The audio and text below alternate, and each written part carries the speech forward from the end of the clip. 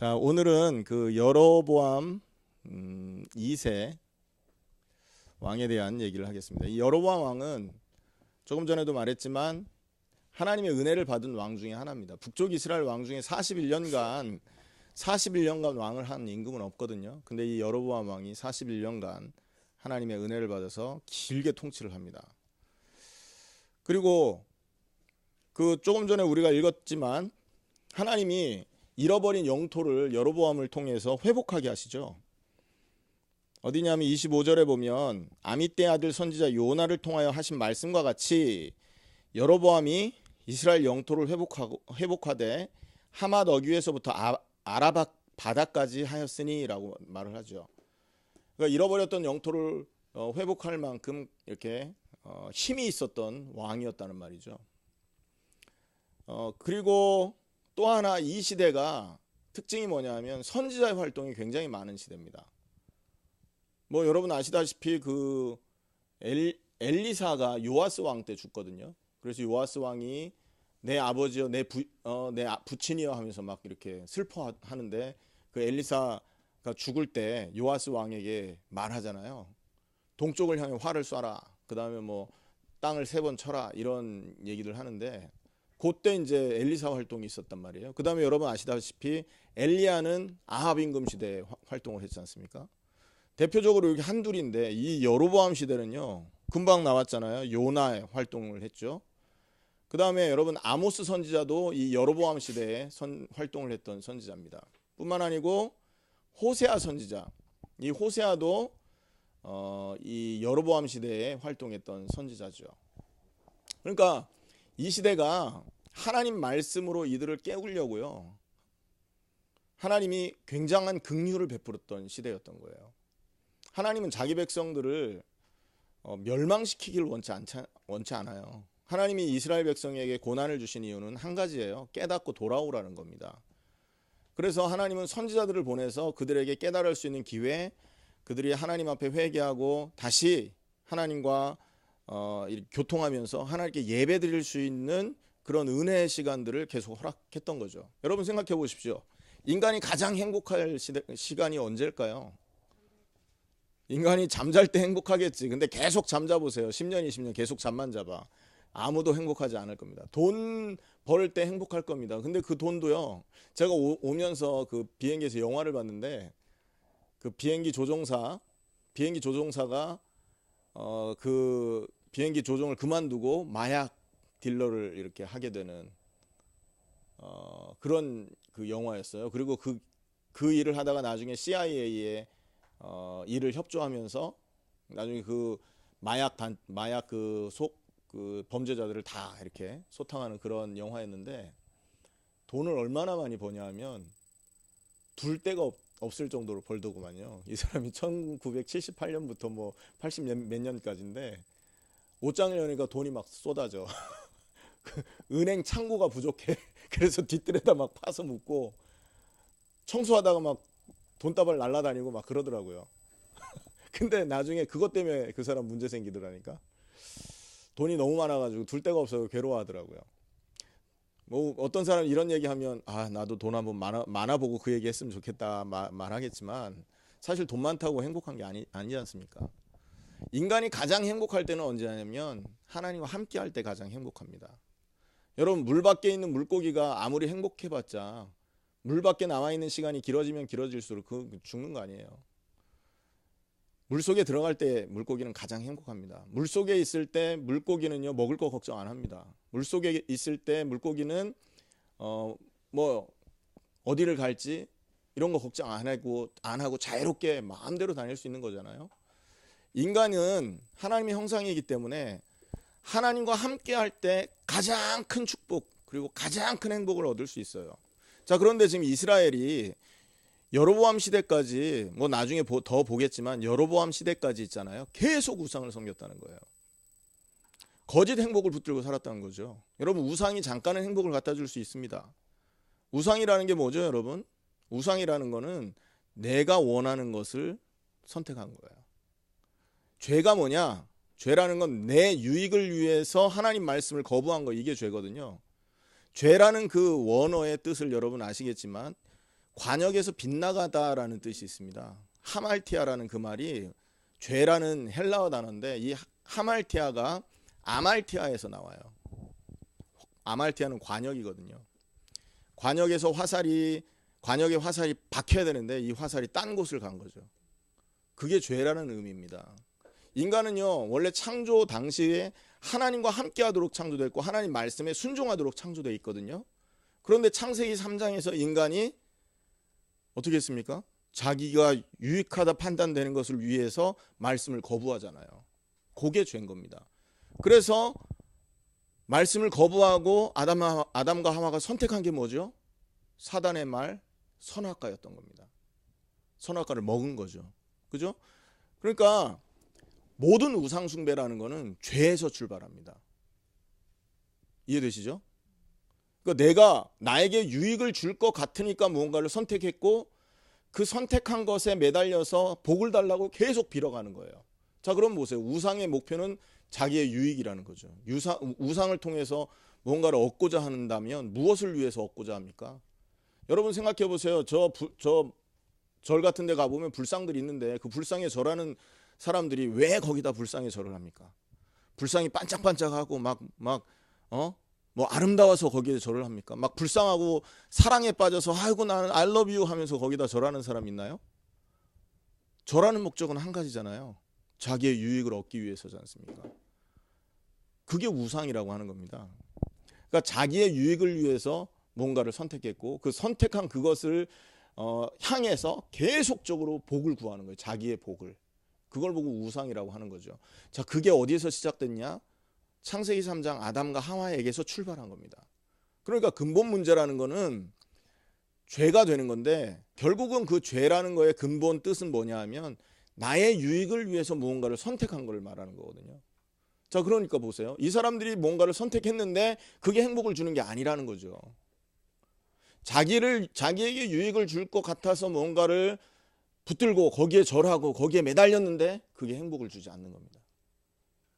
여러분 이 시대로 이거를 환원시켜서 얘기를 해보면 생각해 보십시오. 많은 사람들이 돈이 행복을 줄 줄 알고 돈을 향해서 가는데 여러분 돈 갖고 망하는 사람이 얼마나 많습니까? 여러분 세상에 가르쳐주는 성공 법칙들이 있습니다. 최근에 여러분 방송에 보면 미용 이런 그 성형수술 많이 나오죠. 왜 여자들은 얼굴을 뜯어고치고 예뻐지려고 할까요?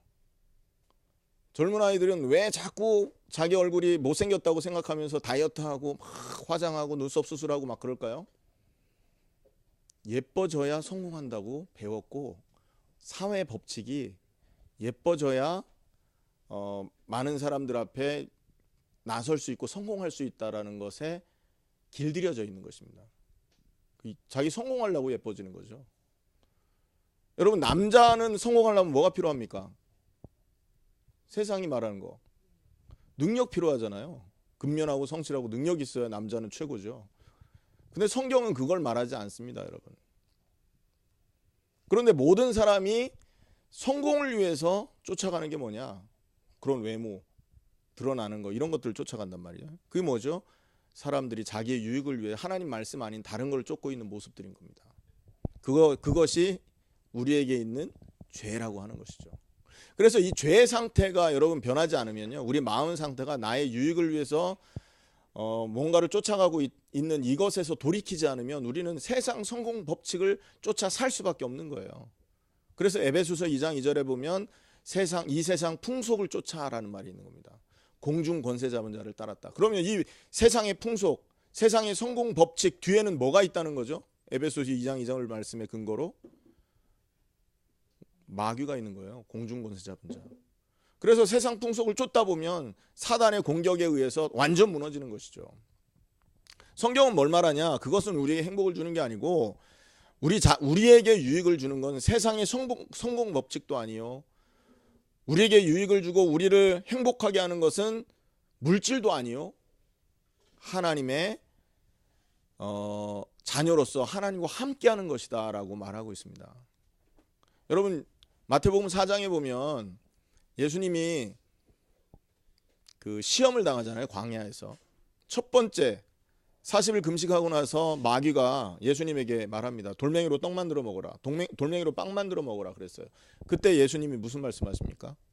사람이 떡으로만 사는 것이 아니고 여호와의 입으로 나오는 말씀으로 산다 그랬다고요. 그 성경은요. 그래서 말씀으로 하나님을 만날 때 참된 행복을 얻을 수 있다라고 말을 하는데, 세상 사람들은 자기의 유익을 쫓아 말씀을 따라가는 게 아니라 뭘 따라갑니까? 세상의 법칙, 물질, 눈에 보이는 것, 이런 것들을 쫓아가는 거예요. 그게 죄라고 하는 것입니다. 그래서 나를 위해, 나의 성공을 위해, 나의 유익을 위해서 이 땅에서 뭔가를 하고 있다면 그 우상 숭배가 되는 겁니다. 자, 그렇게 따지면 이 땅에 죄 없는 사람이 있을까요? 어떤 사람이 자기의 성공을 싫어하는 사람이 있어요? 어떤 사람이 남의 유익만을 위해서 사는 사람이 있습니까? 전부 자기를 위해 살지. 그리고 어떤 사람이 여러분 그 자기에게 뭔가를 준다고 하는데 싫어할 사람이 있습니까? 쉬운 얘기로 있잖아요. 나를 위해 밥 먹는 거, 성경적으로 보면 그것도 죄가 되는 겁니다. 왜? 나를 위해서 한 것이기 때문에. 나를 위해 열심히 공부했다. 여러분, 공부하는 자체는 죄라고 할 수 없잖아요. 밥 먹는 이 자체가 죄라고 될 수가 없다고요. 그런데 그게 죄가 됩니다. 왜? 나를 위해 하고 있기 때문에. 이해되시죠? 왜 그게 시작됐냐면 창세기 3장에서 아담과 하와 때부터 이게 쭉 연결된 겁니다. 그래서 거기에서 돌이킬 수 있는 방법을 하나님은 말씀을 통해 선지자의 입을 통해서 그 시대 백성들에게 계속 말했던 겁니다. 자, 한번 생각해 보십시오. 북쪽 이스라엘 백성들 중에, 그러니까 북쪽 이스라엘이 이렇게 죄 가운데 빠지게 된 근본 시작이 어디라 그랬습니까? 제1대 왕 여로보암 때문에 그랬습니다. 여로보암 1세가 자기의 왕권을 유지시키기 위해서 산당을 만들었잖아요. 베델과 길갈에. 거기에다가 금송아지 세웠거든요. 금송아지가 여러분 그 돈 우상을 말하는 겁니다. 그 애굽에서 이스라엘 백성들이 출애굽을 한 다음에 광야에서 송아지 만들었죠. 그걸 말하는 거예요. 부귀, 영화, 이거를 상징하는 짐승이거든요. 그거를 섬기게 만들었습니다. 그런데 그게 없어지지 않고 수백 년간 왕조가 바뀌는데도 이 신앙은 바뀌지 않고 북쪽 이스라엘을 지배해 왔단 말이에요. 왜 그렇습니까? 죄 때문에 그런 거잖아요.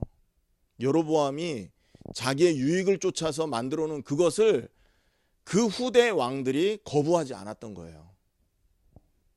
이해되십니까? 자기 왕권 유지가 그 사람에게는 가장 큰 목적이었으니까 하나님 말씀을 거부하고 자기 왕권 유지에 좋다 생각하는 걸 받아들인 겁니다.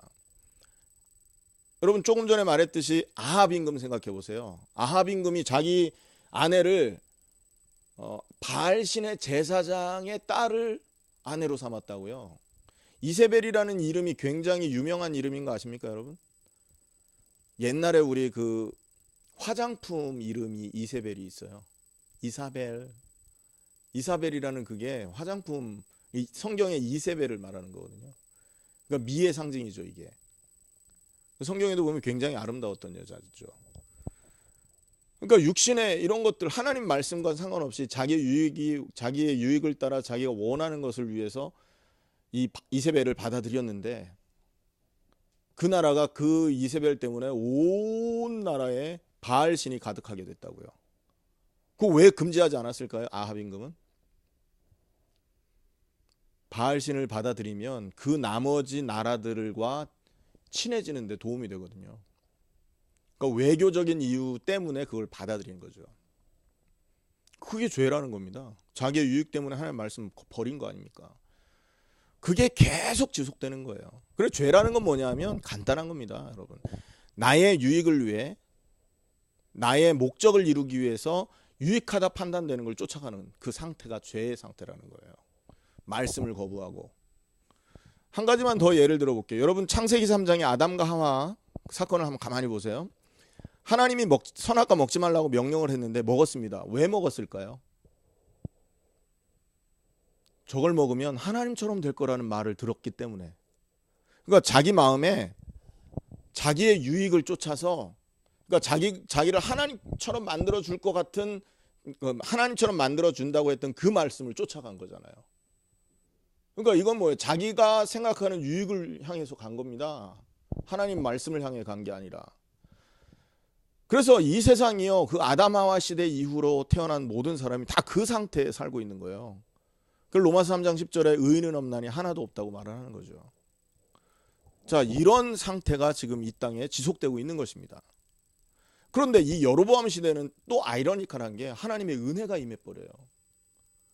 왜? 하나님은 긍휼의 하나님이거든요. 이스라엘 사람을 다 멸망시키지 않기 원해서 않으시고 남기려고요, 이들에게 은혜를 베풀어 줬다는 거죠. 자, 이런 은혜를 여로보암이 받았다면, 정말 하나님의 사람이라면, 하나님을 사랑하는 사람이라면 이 은혜 앞에 여로보암은 어떤 자세를 취했어야 될까요, 여러분? 26절에 나옵니다. 이는 여호와께서 이스라엘의 고난이 심하여 매인자도 없고 노인자도 없고 이스라엘을 도울 자도 없음을 보셨고, 27절에 여호와께서 또 이스라엘 이름을 천하에서 없이 하겠다고도 아니하셨으므로 요아스의 아들 여로보암의 손으로 구원하심이었더라 라고 말한다고요. 하나님이 이스라엘 돌보신 겁니다. 그런 죄악 중에 있는데도 불구하고. 그래서 왕으로서 최고의 최고로 길게 통치할 수 있도록 은혜도 주셨던 거고, 또 빼앗겼던 나라도 회복할 수 있게 하셨던 거고, 그리고 또 이들에게 은혜를 베푸시기 위해서 많은 선지자를 통해서 메시지도 했던 겁니다. 자, 이런 상황이라면 정말 여로보암이 정말 하나님을 사랑하는 사람으로서 이런 상황을 맞닥뜨렸다면 어떤 행동을 했었어야 되느냐 말이에요. 하나님 앞에 무릎 꿇고 하나님의 은혜를 바라보면서 교만함을, 설령 자기가 좀 교만했었다 할지라도 회개하고 하나님께 돌아오는 게 맞았단 말이죠. 그게 하나님의 말씀을 듣는 사람의 기본적인 모습이지 않습니까? 그런데 여로보암은 그러하지 않았다는 겁니다. 하나님은 아모스 선지자를 통해 또 호세아 선지자를 통해서 계속해서 말씀을 줍니다. 돌아오라고. 너희의 행복은 나를 만나는 것이 최고의 행복이라는 거죠. 너희가 지금 우상의 길을 가고 있는데 그 우상에서 돌이키지 않으면 너희는 재앙을 당한다. 계속 선지자를 통해서 말을 하는데 그 말을 듣지 않는 것이에요. 그래서 결국은 망하는 거죠. 아모스 한번 찾아보겠습니다. 아모스 5장입니다. 아모스 5장 4절에서 6절인데 찾는 동안에 제가 읽을 테니까 한번 들어보시기 바랍니다. 아모스 5장 4절 6절에 여호와께서 이스라엘 족속에게 이와 같이 말씀하시기를 너희는 나를 찾으라 그리하면 살리라. 베델을 찾지 말며 길갈로 들어가지 말며 브엘세바로도 나아가지 말라. 길갈은 반드시 사로잡히겠고 베델은 비참하게 될 것임이라 하셨나니 너희는 여호와를 찾으라 그리하면 살리라. 그렇지 않으면 그가 불같이 요셉의 집에 임하여 멸하시리니 베델에서 그 불들을 끌 자가 없으리라. 여기 보면 베델이라는 지명이 나오죠. 길갈이라는 지명도 나옵니다. 아까 말씀했던 그 이 베델과 길갈이 그 초대 여로보암 왕이 거기에 산당을 세우고 금송아지를 세웠던 곳입니다. 이스라엘 백성은요, 북쪽 이스라엘 백성은 자기들에게 도움을 줄 수 있는 신으로 금송아지를 붙들었던 겁니다. 그러니까 하나님이 말하는 거예요. 베델 찾지 말아라. 나를 찾아라. 그리하면 살 것이다. 이렇게 말씀하고 있다고요. 길갈로도 들어가지 말아라. 길갈은 반드시 사로잡힐 거고 베델은 비참하게 될 것이다. 여러분, 정말 하나님의 음성을 듣는 사람이라면 이 말씀을 듣고 어떤 자세를 취했어야 되느냐 말이에요. 하나님의 말씀을 따르는 사람이라고 한다면요, 자기의 유익을 쫓지 않고 하나님의 말씀에 길들여지고 하나님의 말씀에 자기의 생을 드릴 사람이 맞다면 이 말씀 앞에 무릎 꿇어야 된다니까요. 그리고 내 마음에 하나님을 모시는 실제 회개의 삶이, 회개의 자세가 나와야 되는 거죠. 죄의 반대가 뭐냐면 회개입니다, 여러분. 죄라는 것은 보세요. 내가 원하는 것을 쫓는 마음의 상태거든요. 회개는 뭐냐? repent라고 해서 돌아서다라는 뜻을 갖고 있습니다. 내가 원하는 길을 가던 자리에서 돌아서서 누구에게로 돌아가는 걸까요? 원래 있었던 하나님에게로 돌아가는 그 상태가 회개의 상태입니다. 그래서 마음으로 진짜 우리가 하나님 말씀 앞에 돌아서는 회개가 임할 때 완전히 끝나는 겁니다. 이해되십니까? 여로보암이 이 말씀을 듣고 그 회개의 자리에 들어갔었어야 된다는 거죠. 그런데 여로보암은 그걸 선택하지 않습니다. 그래서 하나님이 주신 그 은혜를요 완전히 잃어버리게 됩니다.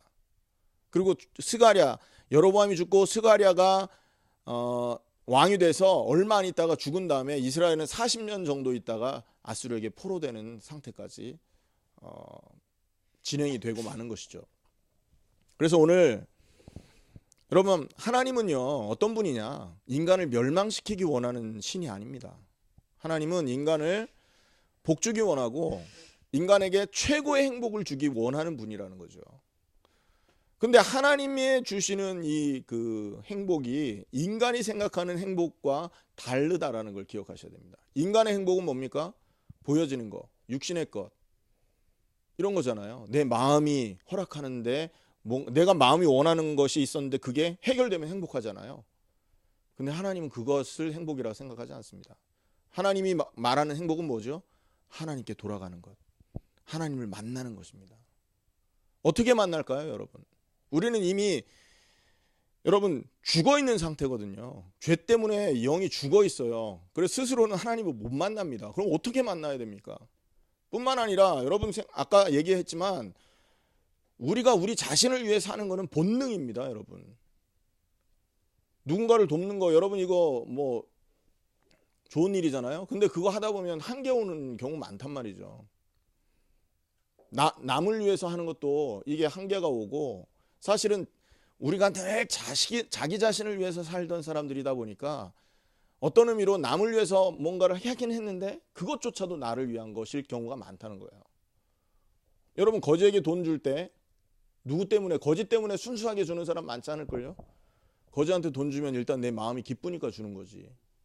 그것도 결국은 나를 위해서 하는 게 되는 거잖아요. 어떤 경우에 또 보세요. 교회 안에서도 한번 보세요. 주님을 위해 헌신했어. 순수하게 주를 위해 헌신한 겁니까? 많은 경우 있잖아요. 주님을 위해 헌신하면 내게 복이 올 거라는 기대 때문에 헌신하는 사람 많습니다. 자기를 위해 한 겁니다. 그것도. 예배도 마찬가지죠. 여러분 예배 드리면 은혜 받으려고 와서 예배하잖아요. 성경의 예배는 그렇지 않습니다. 예배는요 인간의 그냥 본분이에요. 그냥 섬기는 겁니다. 나를 위해서 드리는 게 아니라고요. 예배는 얼마나 타락했냐면 요즘에 여러분 교회가 으리번쩍하면 사람들 많이 모이잖아요. 예배 편하게 드릴 수 있으니까. 그래서 교회에서 어떻게 하든 간에 모여있는 성도들에게 잘 보이려고 교회 별것 막 다 꾸밉니다. 의자도요 극장식으로 쫙 만들고, 성가대도 아주 화려하게 쫙 만들고, 교회 앰프 시스템 얼마나 화려하게 만듭니까? 전부 다 하나님을 핑계 대면서 거기 앉아있는 성도들을 위해서 그렇게 만든다니까요. 제가 알기로는 서울 유명한 교회들이 열린 예배라는 걸 주로 하는 걸 알고 있거든요. 열린 예배가 뭐냐면 설교 같은 거를 막 이렇게 격식에 있게 하는 게 아니에요. 설교를 예배 형식을 아주 파격적으로 다 바꾼 거예요. 그리고 말씀 전하기 전에 막 성가대 막 노래하는 팀들 나와서 노래하고, 어떤 팀은 또 와가지고 그거 끝나고 나면 그 다음 팀 막 연극하고, 그럼 사람들이 보고 얼마나 마음이 감동되겠어요? 와, 감동했을 때 목사님이 싹 나와갖고 정신 들어오기 전에 메시지를 탁 던지고 나가는 거예요. 그러면 그 시간에 조는 사람 없을 거 아니겠어요? 그러고 이제 예배 마칩니다. 누구를 위한 예배입니까, 그게?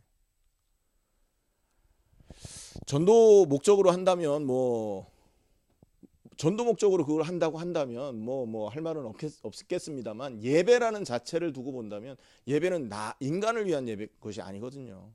예배라는 건 오직 하나님의 영광을 위한 게 예배의 목표입니다. 근데 이게 타락해 있죠. 왜 그렇습니까? 죄가 남아 있어서 그럽니다. 나를 위한 인생. 왜? 어떻게 바꿉니까, 그러면? 여러분 본능적으로 그렇잖아요. 여러분 그렇게 살아가는 게 본능 아닙니까? 이거 어떻게 이길 겁니까? 나를 솔직하게 말해서 가정을 우리가 잘 꾸리는 것도 나를 위해서 꾸리는 거 아닙니까? 부부간에 뭐를 위하고 도와주고 가정을 위하고 자녀를 위하는 거 가만히 깊게 들어보면 전부 나 때문에 시작하는 거거든요. 100% 타인을 위해서 하는 경우가 드물다고요. 왜 그래요? 우리가 처음부터 나를 위해서 살도록 이렇게 타락해 있는 상태입니다. 빠져나올 길이 없어요. 그래서 로마서 8장에도 보면 7장에도 보면 바울이 그러잖아요. 오호라 나는 곤고한 사람이로다. 이 사망의 몸에서 누가 나를 건져냈고 내 마음으로는 하나님을 섬기고자 하는데 내 육신이 자꾸 죄를 향해서 가는도다. 이렇게 말한다니까요. 방법은 하나밖에 없는 겁니다. 뭘 의지해야 됩니까? 예수 그리스도의 십자가를 의지하는 길밖에 없는 것입니다, 여러분. 예수님의 십자가는 죽음을 말하는 거 아닙니까? 근데 예수님은 죽을 이유가 없는데 죽으셨어요. 예수님의 죽음의 이유는 단지 하나였던 겁니다. 죄를 위한 죽음이었던 거예요. 고린도전서에 보면 예수님이 죄가 됐다 말하죠. 그래서 예수님이 죽은 게 아니라 죄가 죽은 거라고요. 그 시간에. 그러면 예수님이 죽은 게 아니라 죄가 죽었다고 하면 그 죄는 누구의 죄라는 겁니까? 저와 여러분의 옛사람이 갖고 있던 죄의 상태가 죽었었던 것을 말하는 겁니다. 평생 나를 위해 살던 내 육신이, 내 옛사람이 함께 못 박혀 죽은 것을 말하는 겁니다. 그래서 엄밀하게 보면 예수님이 죽은 게 아니라고요. 그게 엄밀하게 말하면 십자가는 예수님이 죽은 자리가 아니라 죄가 죽은 자리예요.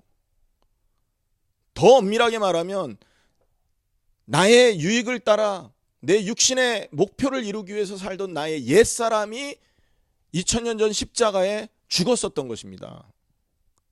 그렇게 죽음을, 여러분, 십자가의 죽음을 이해해야만 우리는 어떻게 죄에서 해방되게 되는 겁니다. 많은 사람들은 예수님의 십자가 하면 그러죠. 내 죄를 위해서, 예수님이 죄를 위해 죽으셨다. 그 예수님의 죽음은 그 죽음이고 나는 나다. 이렇게 떼놓고 생각하거든요. 틀린 겁니다, 여러분. 예수님의 죽음은 내 죽음이었던 거예요. 갈라디아 2장 20절을 한번 찾아보시기 바랍니다. 바울은 이 죽음을 어떻게 지금 고백하고 있는지. 여러분 잘 아는 성경 구절일 겁니다. 갈라디아 2장 20절.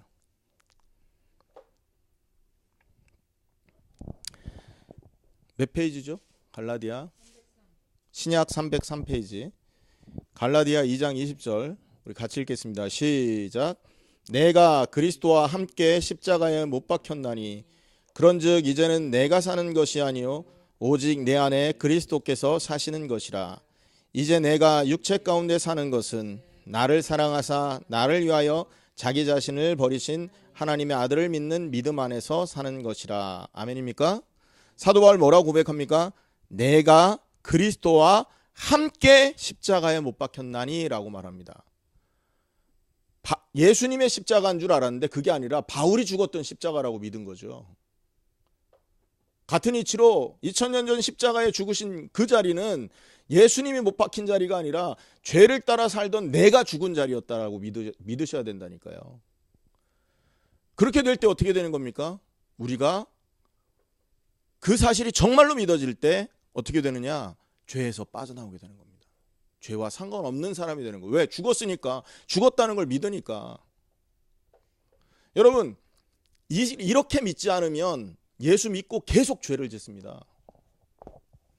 예수 믿는다고 말은 하는데 계속 옛날 말씀을 거부하고 자기 유익을 쫓아가던 인생의 모습으로 계속 살아간다는 거죠.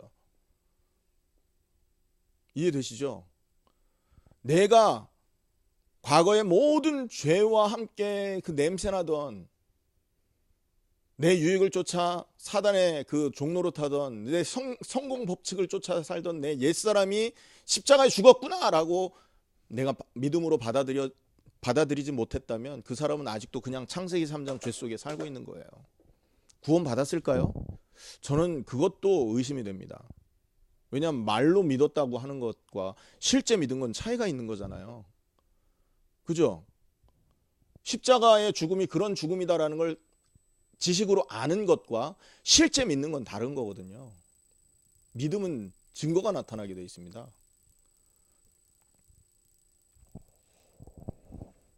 제가 오늘 우리 신집사님 내외가 공항에 못 올 것을 내가 알고 확실히 믿고 있었기 때문에 버스를 타고 올 수 있는 거 아닙니까? 안 믿었다면 기다리고 있었겠죠. 올 건데 하고.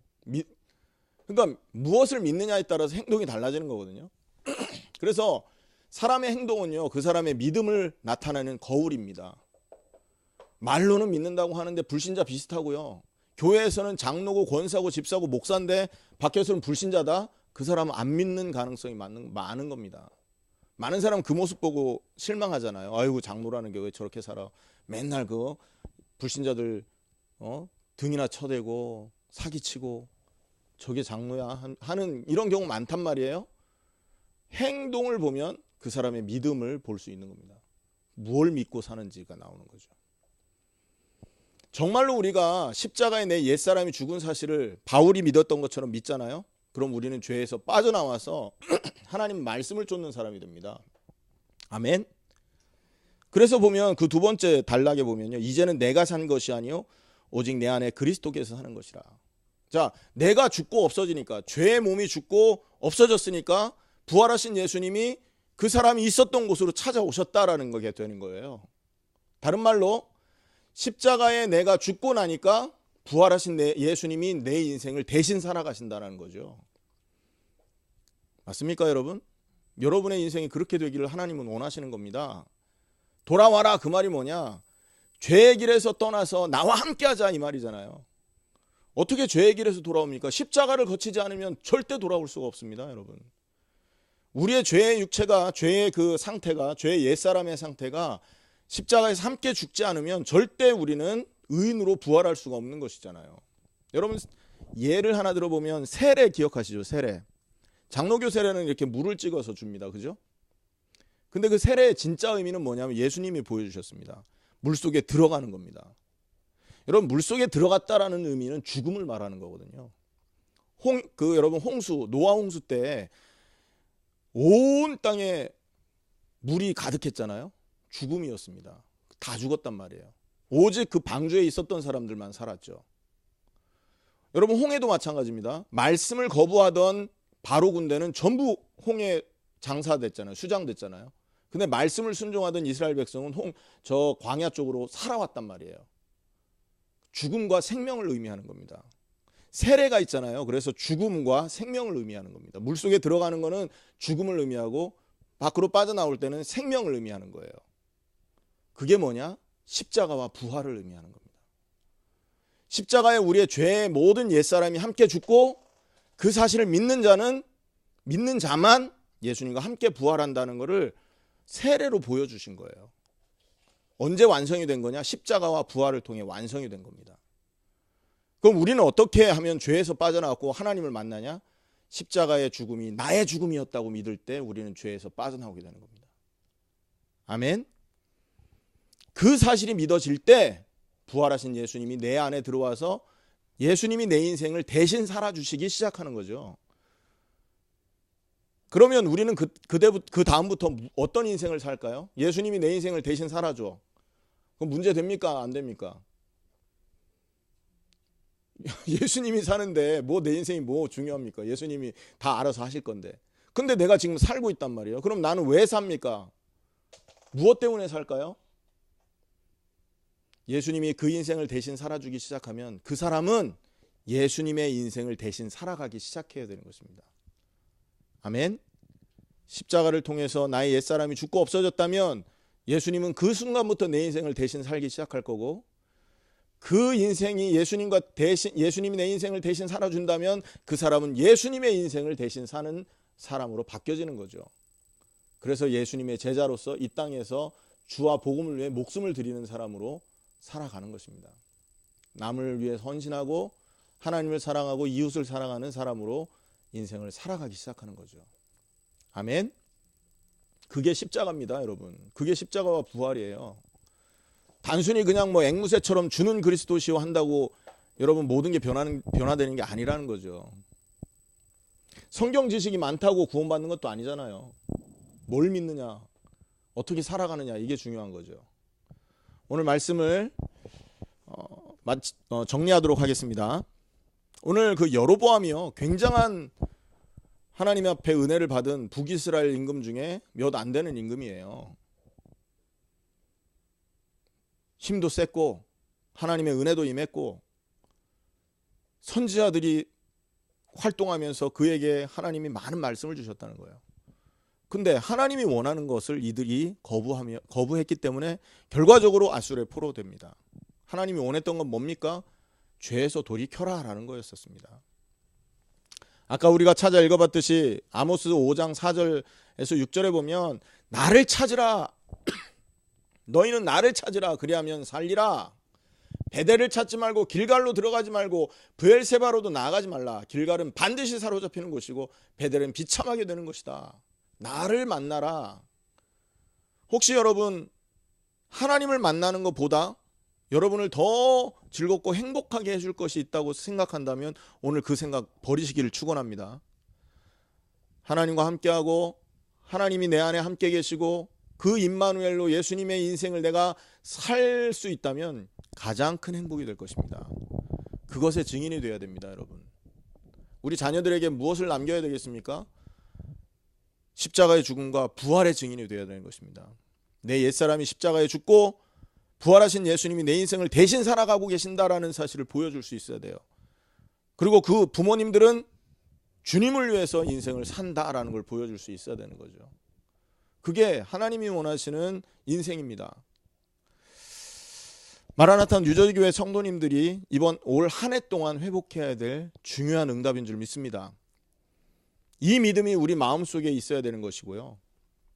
그 믿음을 근거로 하나님을 사랑하는 사랑이라는 것이 우리 마음속에 있어야 되는 것이고, 그리고 마라나타라는 걸 소망하는 그 소망이 우리 마음속에 담겨 있어야만 그 사람의 인생을 통해 하나님이 영광 받으실 것입니다.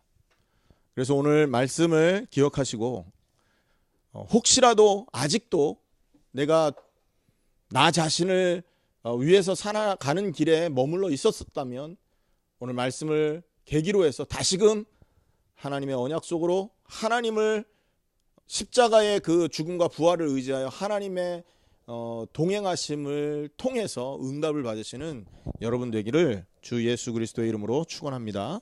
다 같이 기도하겠습니다. 살아계신 하나님, 참으로 감사를 드립니다. 오늘 하나님께서 중요한 시간을 주셔서 말씀을 나눌 수 있게 하셨습니다. 오늘 이 말씀이 우리 모든 성도님들의 마음판 속에 박히게 하시고 이 말씀 때문에 인생이 변화되어서 죄악길에서 돌이켜서 주와 복음을 위하여서 인생을 살 수 있도록 하나님 성령으로 역사하여 주시옵소서. 오늘 말씀 앞에 마음을 내려놓게 하시고 말씀 앞에 중심을 드릴 수 있게 하셔서 정말로 갈라디아 2장 20절의 인생으로서 하나님께 영광 돌릴 수 있기를 하나님 역사하여 주시옵소서. 하나님께 모든 영광 돌리며 권세 많으신 예수 그리스도 이름으로 기도하옵나이다. 아멘.